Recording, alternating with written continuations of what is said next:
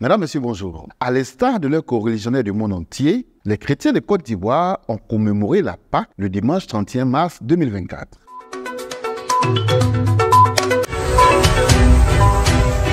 Le dimanche de Pâques, qui marque la résurrection de Jésus-Christ, a été célébré avec faste dans les temples et églises partout en Côte d'Ivoire. Mais cette fête a été précédée le vendredi par une journée de jeûne et de prière au cours de laquelle les chrétiens ont tenté de s'unir aux douleurs du Christ et à sa mort. Rappelons que toute la semaine a été ponctuée par des célébrations eucharistiques dont le summum est le dimanche de la résurrection du Christ, 3 jours après sa mort. Toujours concernant cette fête, on a assisté cette semaine à un déplacement massif des populations vers le centre du pays. Paquet-nous, cette année, n'a pas dérogé à la règle. Moment de retrouvailles et de fête qui a permis au peuple baoulé et ses invités d'exprimer leur joie et leur hospitalité légendaire. On note une affluence inhabituelle dans les gares routières, complètement débordées, mais qui n'a point altéré la détermination des populations dans leur exode annuel. En politique, cette semaine a été marquée par la rencontre entre Laurent Gbagbo et Saul Toussoul. L'ancien président de la République, Laurent Gbagbo,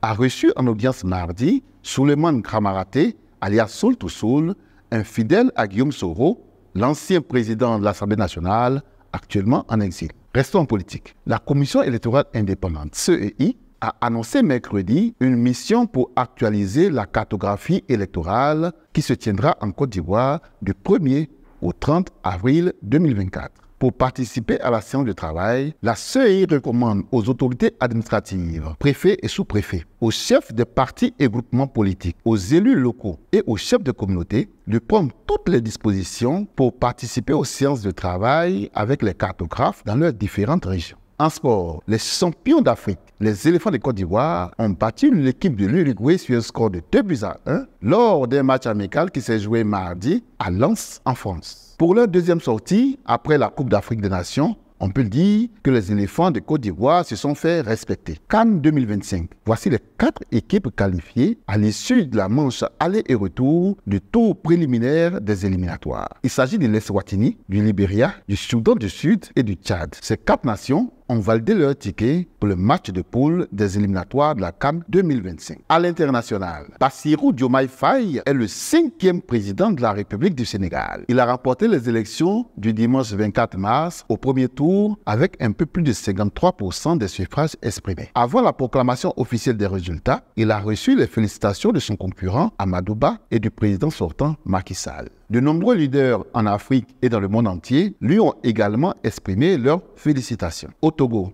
moins de 48 heures après l'adoption de la nouvelle constitution, plusieurs leaders de l'opposition ont dénoncé mercredi une forfaiture. La nouvelle constitution donne désormais pouvoir au Parlement togolais d'élire le président de la République. Le président sera choisi sans débat par le Parlement réuni en congrès pour un mandat unique de 6 ans. En Russie, au moins 115 personnes ont été tuées et plus de 140 autres blessés dans une attaque revendiquée par un groupe affilié à l'État islamique. Un groupe de personnes vêtues de tenues de camouflage et armées de fusils a sémé la terreur dans un auditorium où des milliers de personnes étaient réunies pour assister à un concert de rock dans la périphérie de la capitale russe, Moscou. Voici pour l'essentiel de l'actualité cette semaine. Merci de nous suivre sur VNews.